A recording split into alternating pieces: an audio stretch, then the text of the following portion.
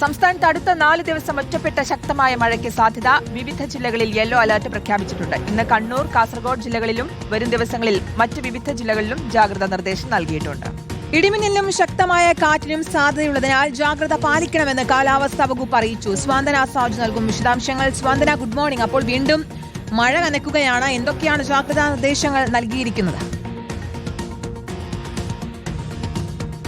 Good morning ശ്രുതി, good morning Keerthana.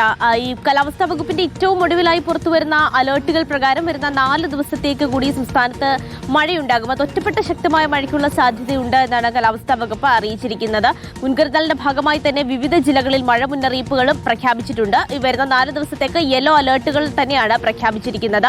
ഇന്നത്തെ മുന്നറിയിപ്പ് നോക്കുകയാണെങ്കിൽ ഇന്ന് 2 ജില്ലയിലാണ് മഴ മുന്നറിയിപ്പുള്ളത്. ഒന്ന് കണ്ണൂർ ജില്ലയിലും മറ്റൊന്ന് കാസർഗോഡ് ജില്ലയിലുമാണ്. നാളെ ഇപ്പോൾ വിവിധ ജില്ലകളിൽ മഴ മുന്നറിയിപ്പുണ്ട്. കോഴിക്കോട്, കണ്ണൂർ, കാസർഗോഡ് ജില്ലകളിലാണ് നാളെ ഇപ്പോൾ മഴ മുന്നറിയിപ്പ് ഉള്ളത്. അതിന്റെ അടുത്ത ദിവസം എറണാകുളം, തൃശൂർ, കോഴിക്കോട്, മലപ്പുറം, കണ്ണൂർ, കാസർഗോഡ് ജില്ലകളിൽ യെല്ലോ അലർട്ട് പ്രഖ്യാപിച്ചിട്ടുണ്ട്. ഇങ്ങനെ വരുന്ന ദിവസങ്ങളിൽ വരുന്ന ഒരു 4 ദിവസത്തേക്ക് കൂടി മഴ ഉണ്ടാകുമെന്നാണ് കാലാവസ്ഥാ വകുപ്പ് അറിയിച്ചിരിക്കുന്നത്.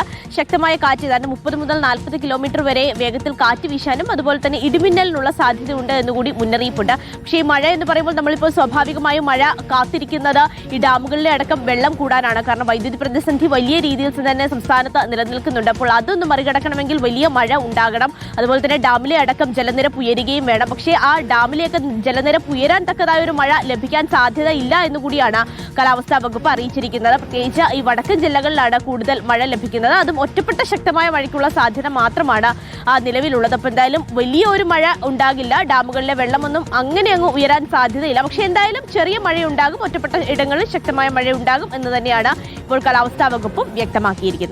ശരി, സ്വാന്തന സാജു ആണ് വിശദാംശങ്ങൾ നൽകിയത്. ഇന്ന് കാസർഗോഡ്, കണ്ണൂർ ജില്ലകളിലാണ് യെല്ലോ അലർട്ട്. ഒറ്റപ്പെട്ട ശക്തമായ മഴയ്ക്കുള്ള സാധ്യതയാണ് വരുന്ന 4 ദിവസം നൽകിയിരിക്കുന്ന മുന്നറിയിപ്പ്.